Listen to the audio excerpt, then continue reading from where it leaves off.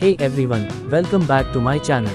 Today, we are heading to an aeronautical museum, the HAL Aerospace Museum, to show my son all the fighter jets and helicopters he hasn't seen yet. It's about 21 kilometers from my home and, thanks to Bangalore's maddening traffic, it's showing an hour to reach. Let's see how the journey goes. We are now heading towards Makri Circle. The traffic's surprisingly light, maybe because it's a Saturday morning. We've crossed Windsor Manor Bridge and are now on Golf Course Road, heading towards MG Road. And finally, we're in the HAL area. We've made it to the parking lot. So, just next to the museum, you take a left turn into a gated area. They've got designated parking, part of a convention hall that belongs to HAL. I parked there and now I'm walking towards the museum entrance. You have to walk along the main road footpath for about 5 minutes to get to the entrance gate. Tickets are sold at the gate, no UPI, just cash or card. I bought tickets for 2 adults at 75 rupees each, and since I had a video camera, I paid extra for that as well. Student tickets are priced at 30 rupees. The total came up to 270 rupees. It's quite sunny today.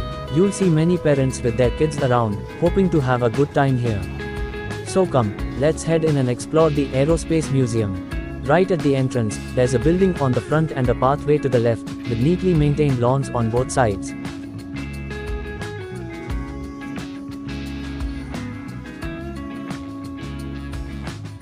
As we start walking, the first aircraft we spot is the Marut HF-24.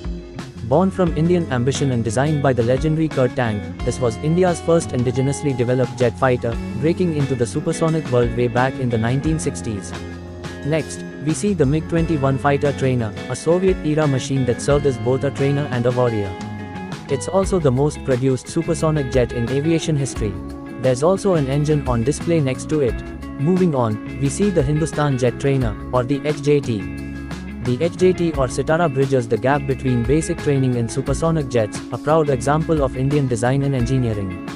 Next is the Light Combat Aircraft, designed for agility, stealth, and versatility. It's a real symbol of Indian aviation might and technological innovation. Then we spot the Lakshya, a pilotless target aircraft used in training and defense drills.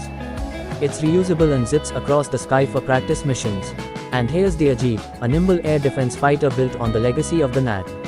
It gave India much needed speed and agility in the 1980s. We are surrounded by beautiful lawns here, and right ahead is the massive Canberra. This English electric aircraft served as a high-altitude reconnaissance bomber for the IAF, especially during the 1971 war. It was one of the highest flying spy planes of its time.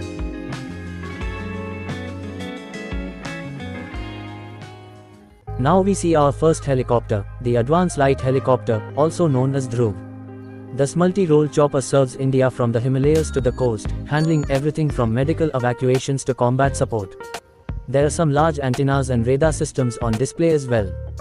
And there's a small children's play area. While the maintenance isn't top-notch, most of the equipment is working, and kids can definitely have fun here.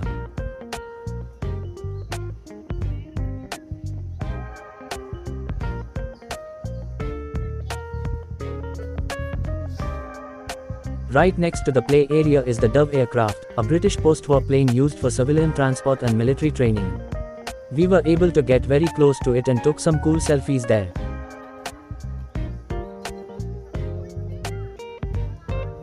Moving on, we see a few more aircraft, including the Hansa, a light training aircraft developed by National Aerospace Laboratories. It's where many young pilots first fall in love with flying. Next is the HT2, India's first indigenous piston engine trainer. A simple and rugged machine that trained generations of pilots. We then reach the Kiran, another iconic HAL trainer aircraft. This one also featured in the Surya Kiran aerobatics team. There are several engines on display as well, perfect for aeronautical and mechanical engineering enthusiasts. Now, we come across a massive blue helicopter, the Sea King Mk-42. A naval aircraft built for anti-submarine warfare. It's huge, and the rotor blades are so long they bend under their own weight. I felt like I could almost touch them.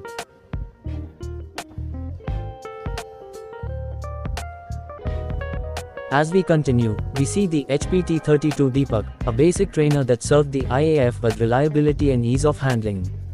Then comes the MiG-21M, an upgraded version of the original MiG with better radar, weapons systems, and overall battlefield performance. We step into an indoor auditorium with more exhibits. The Pushpak is on display here, a civilian and trainer aircraft derived from the British Aeronca design, known for its gentle flying nature, perfect for flying clubs. There's a full ejection seat setup with a dummy pilot and parachute.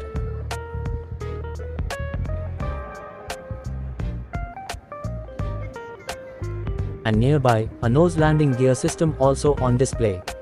The walls are filled with photographs of aircraft production lines and dignitaries who visited HAL. We also spotted the Basant, India's rugged agricultural aircraft, built to spray fields and boost farming efficiency. There are many miniature aircraft models and more engines on display. Anyone with a love for engineering or aviation would find this fascinating. For younger kids though, it might not hold their attention for long.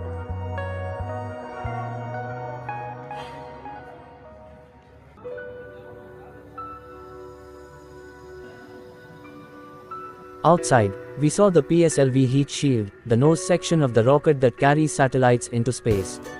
It's massive and impressive to look at. We then entered the HAL History Gallery, a circular audiovisual hall with exhibits arranged by decade.